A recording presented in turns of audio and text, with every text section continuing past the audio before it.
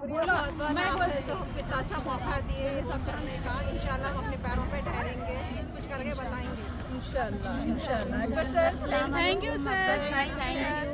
آپ ہمارے لیے اتنا سب کچھ اب بولو ماں کہاں ہیں؟ آپ کا بہت بہت شکریہ. شکریہ سر, بہت بہت شکریہ. Thank you. اللہ آپ کی صحت.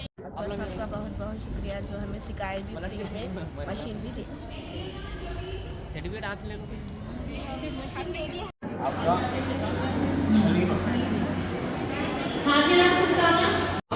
سے جب ضرورت پڑے الیکشنوں کے دوران جماعت کے لیے مستحکم طریقے سے ہمارے لوگ صرف سیاست میں ووٹ لینے کے واسطے آئے ہیں.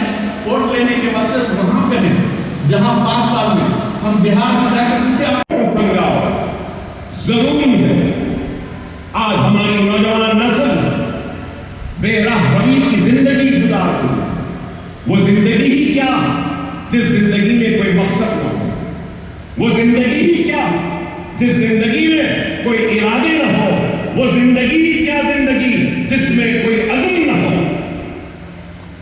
ارے عزم پیدا کرو, ہمت پیدا کرو, اپنے لیے ایک ٹارگٹ سیٹ کرو, ایک منزل مقرر کرو کہ ہم کو اس منزل تک پہنچنا. زندگی میں اللہ نے مجھے بہت کچھ دے دیا. عزت سے نوازا, نام سے نوازا, پہچان سے نوازا, طاقت سے نوازا, دولت سے نوازا, اور پھر اب 6ویں مرتبہ MLA ہوں تو یہ 6ویں مرتبہ ہو جائے گا تو 30 برس. اور کیا چاہیے مجھے بتاؤ. مجھے تو کچھ نہیں چاہیے. مجھے اگر کچھ چاہیے تو مضبوط ایمان اپنی قوم کا. مجھے کچھ چاہیے تو میرے قوم میں ایسا ایمان ہو کہ اس ایمان سے ٹکرانے کی کوئی ہمت و جرأت نہ کر سکے. ایسا ایمان پیدا کرنا چاہیے. اور آج ہم ذرا کچھ ہوتا ہے تو پریشان ہو جاتے ہیں, ڈر جاتے ہیں, گھبرا جاتے ہیں. ارے ڈر اور خوف, گھبراہٹ اور مسلمان غریب وہ ہوتا ہے جس کے پاس علم نہیں. رئیس وہ ہوتا ہے جس کے پاس ایمان ہے. رئیس وہ ہوتا ہے جس کے پاس اتحاد ہے. کامیاب وہ ہوتا ہے جس کے پاس علم ہے. تو آج آپ کو اور ہم کو اس بات پہ غور و فکر کرنی ہوگی کہ ایمان کی مضبوطی لازم و ضروری ہے. قوموں کے عروج کے لیے تو اتحاد ضروری ہے. قوموں کے عروج کے لیے اگر ہماری صفوں میں اتحاد نہ ہوگا تو پھر ہم حالات کا مقابلہ کیسے کریں. اور اس چیز کو یاد رکھو کہ کوئی ہماری مدد کو آنے والا نہیں ہے. ہم کو خود اپنی مدد کرنی پڑے گی.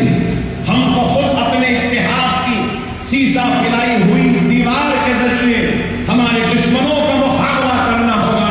اپنے ایمان کی حفاظت کرنی ہوگی, اپنی شریعت کی حفاظت کرنی ہوگی, اپنے مساجدوں کی حفاظت کرنی ہوگی, اپنی آبادیوں کی حفاظت کرنی ہوگی, اپنے ماں بہنوں کی عزت و آبرو کی حفاظت کرنی ہوگی, اپنے روشن مستقبل کی حفاظت کرنی ہوگی, اور تاریکیوں کو دور کرتے ہوئے نئے اجالوں کو لانا ہوگا. تو ہم صرف اور صرف اپنے اتحاد کے ذریعے ہی کر سکتے. اس بات کو سمجھنا ہوگا.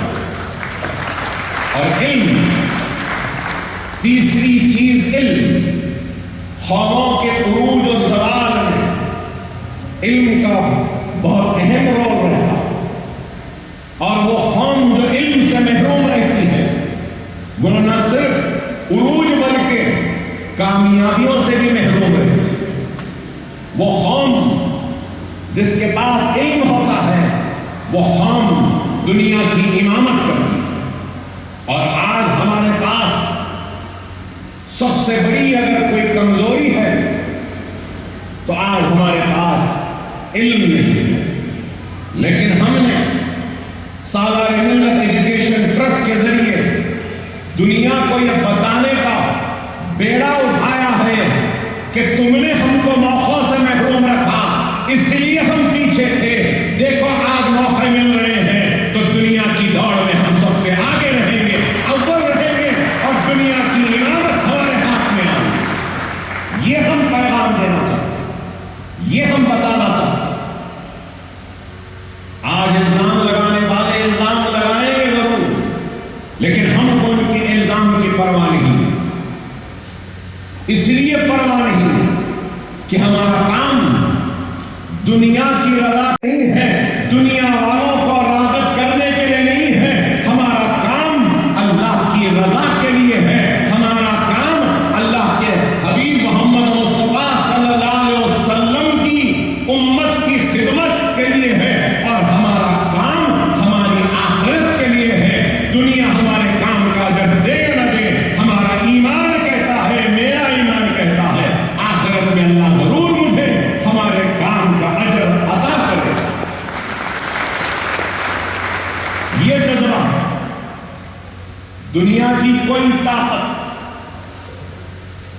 اس جذبے کو ہلا نہیں سکتی، دنیا کی کوئی قوت اس جذبے کو جھکا نہیں سکتی، دنیا کی کوئی طاقت اس جنون کو کمزور نہیں کر سکتی۔ کیوں؟ اس لیے کہ ہمارے ایمان میں پختگی ہے، ہمارے صفوں میں اتحاد ہے، اور ٹوٹا پھوٹا کمزور علم ہی صحیح، چھوٹا موٹا علم سے اللہ نے ہم کو نوازا بھی ہے۔ اس لیے ہمارا عزم نہ کم ہوگا، نہ ارادے کمزور ہوں گے، نہ ہمارے جنون میں کوئی فرق آئے گا۔ ایک جنون ہے، اور جن کے نام سے یہ ٹرسٹ بنایا گیا، سالار ملت ایجوکیشنل ٹرسٹ، سالار کا جملہ یاد آتا ہے کہ سالار بار بار کہتے تھے کہ منزل جنونی و دیوانے کو ہی ملتی ہے، یاد رکھو کہتے تھے مجھے، منزل جنونی و دیوانے کو ہی ملتی ہے، میاں کہتے تھے۔ ہاں، ہم بھی وہ جنونی ہیں، اس دیوانے کے بیٹے ہیں جس کا نام سالار تھا۔ ہم کبھی بھی رکیں گے نہیں، اپنی منزل کو حاصل کریں گے، اور ہماری منزل کیا ہے؟